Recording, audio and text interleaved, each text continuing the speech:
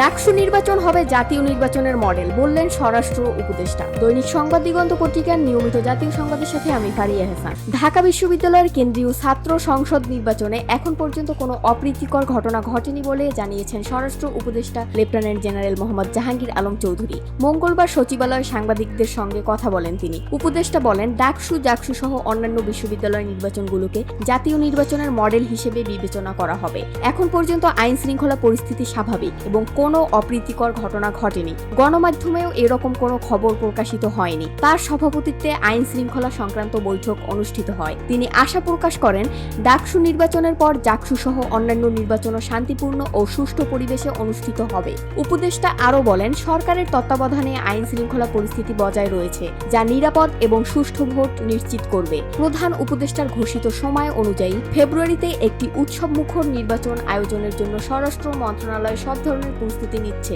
এতে প্রতীয়মান হয় যে বিশ্ববিদ্যালয় নির্বাচনগুলো শিক্ষার্থীদের অংশগ্রহণ ও স্বচ্ছ ভোটের মাধ্যমে জাতীয় নির্বাচনের জন্য একটি মডেল স্থাপন করবে।